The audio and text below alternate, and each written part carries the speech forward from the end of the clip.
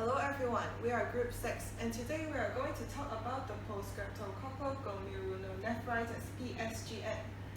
And this is our content page. So let's start with the introduction. What is PSGN? It is a kidney disease that develops 10 to 14 days after skin or throat infection, mainly by Group A Streptococcus and sometimes Group C Streptococcus. And also it is a prototype of post-infections glomerulonephritis. So it's first recognized as a complication of the convalescence period of scarlet fever in the 18th century. In recent decades, the incidence of PSGN decreased due to easier and earlier access to appropriate medical care for streptococcal infections. So there are some researchers showing that the incidence rate in male is twice compared to that of female, but there is no genetic remark shown to explain these conditions. For age, it typically affects children aged 2 to 12, and there are reports showing that 5% of the carriers are children under 2 years old, and 10% are adults over 40 years old. It was characterized as people who have weak function of the immune system. Now I will talk about the cause of this disease. After infection of the group A beta hemolytic streptococci, our body will circulate immune complex and also produce extra antibody to fight with the infection. So it will drive the inflammation response in our kidney, causing the filtering unit in our tiny blood vessel of kidney to be inflamed. There are some possible risk factors which will causing the streptococci infection, such as the external infection, pharyngitis, autoimmune conditions, for example lupus. Lupus is a chronic infection, not only affects our kidney but also our skin, joints, or other parts of our body. And also heavy use of anti-inflammatory drugs, because our body cannot fight for the infection that will causing damage to our kidney. And for the pathophysiology of this disease, it can be generally divided into 5 steps. And the first step is that the patient is infected by the streptococcal bacteria, and it will be mainly the group A or group C streptococci. And this kind of nephrogenic antigens will then stimulate our immune response, and antibodies specific to it will be made by our immune cells. And step 2 is the formation of immune complex. This can be the antibodies produced bind to the nephrogenic antigens and form the circulating immune complex. Or, alternatively, it can be that antigen or antibody will arrive to the glomerula separately, and then they meet in or outside the glomerula. And after that, they will bind together, and this kind of binding is favored by the charge-dependent facilitated penetration. And this kind of immune complex will then bind to the glomerular basement membrane. And after the formation of immune complex, it is followed by the deposition of immune complex in glomerula. And this kind of deposition is dependent on the antigen load, antigen to antibody ratio, and the size of immune complex.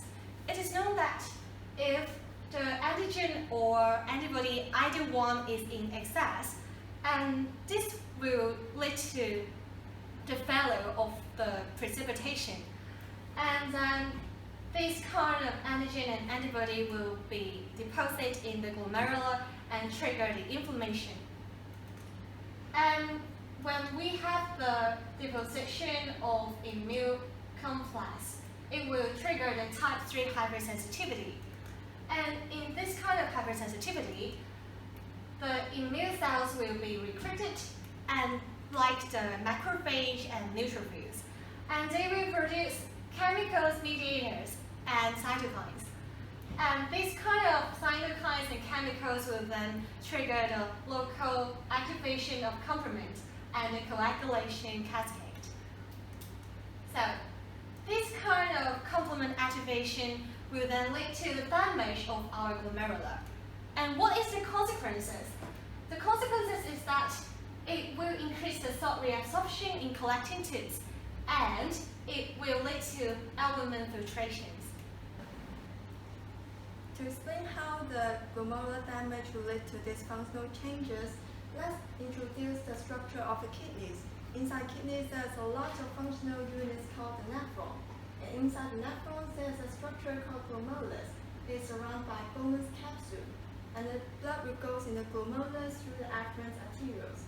Inside glomerulus, due to the high hydrostatic pressure, a lot of some substances is filtered out of the blood vessels and go in the Bowman's capsule, and this will form the filtrate.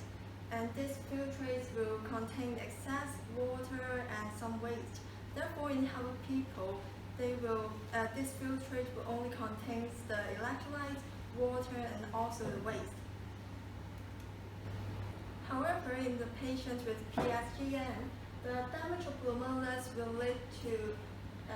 disrupt the filtration process of the glomerulus. For example, it will allow the filtration of proteins and red blood cells into the Bowman's capsule, and they will abnormally present in the urine, which will lead to the proteinuria and also the hematuria. And besides, the loss of proteins in blood will decrease the intravascular osmotic pressures, and it will lead to the edema. And besides, the damage of glomerulus will also reduce the excretion of sodium and water, and hence, with the retention of water and sodium inside the blood, it will increase the plasma volume and finally lead to the hypertension. And also, it will lead to the oliguria, which is the low output of urine. Then I will introduce the clinical manifestation of PSGN. The clinical manifestation can vary and even no symptoms depending on the severity. PSGN presents the nephritic syndrome, which is characterized by the glomerular damage and consists of signs and symptoms below. The first one is hematuria. It is presented in all cases of PSGN. It can be seen by the naked eye when it is gross hematuria. You can see the urine is in red or brown color. However, there is also an asymptomatic microscopic hematuria that can only be discovered by the test. Because of the small amount of red blood cells, no color is presented. It usually happens when the condition of the disease is mild. Hypertension and edema also are the common manifestation of PSGN, but not presented in all cases of PSGN.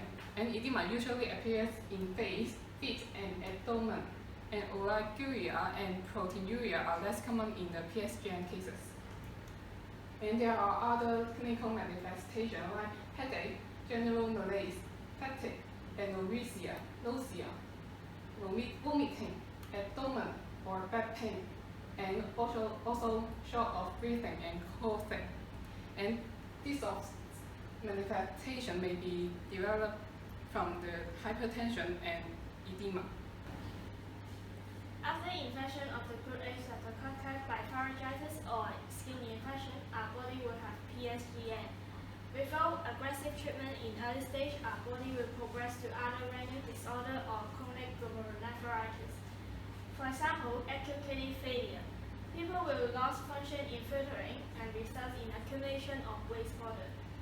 Also, they will have chronic kidney disease, for example, severe glomerular injury. They will totally lose the filtering ability and require emergency dialysis. For example, membranoproliferative glomerulonephritis, the damage to this membrane will affect the filtering unit in kidney. Also, the rapidly progressive glomerulonephritis is another kind of kidney disease that will cause severe damage to the filtering ability. For the complication part, if hypertension is not treated, it may cause complications like kidney damage or chronic kidney disease. And some patients may develop pulmonary edema because of the marked increase in vascular volume in the early phase of the disease. Cardiac failure and anemia are another complication, which is usually second to fluid retention. For the treatment, it usually involves treating the bacterial infection. Antibiotics such as penicillin will likely to be used to destroy streptococcal bacteria that remains in the body. And the treatment for the disease is mainly supportive, and it focused on treating the clinical manifestation such as hypertension and edema. And hypertension can cause further kidney damage, so medicine that lower blood pressure may be used. For example, the blood pressure medicine is like angiotensin receptor blocker, ARB, and it acts by blocking the binding of the angiotensin 2 to angiotensin 2 receptor. And another medicine is the angiotensin converting enzyme inhibitor, that is ACE, and it acts by preventing the formation of angiotensin 2. And diuretics responds with decrease of both blood pressure, that is hypertension, and edema. For the non-specific treatment, it includes sodium and water restriction for the mild cases. But if severe kidney damage has occurred, dialysis may be needed to support the person while the kidney recovers. So now, I'm going to talk about the preventions of PSGN. To prevent infecting this disease, people should have good hand hygiene. They should wash their hand often with soap and water for 20 seconds, especially after coughing or sneezing or preparing foods. And people should also have good respiratory etiquette. They should cover their mouth and nose when coughing or sneezing. And for carriers to prevent spreading the infection to others, they should take antibiotics for at least 24 hours. It can eliminate the ability to transmit the bacteria. And also, they should stay home until they no longer have fever. These are our references, and it's the end of our presentation. Thank you.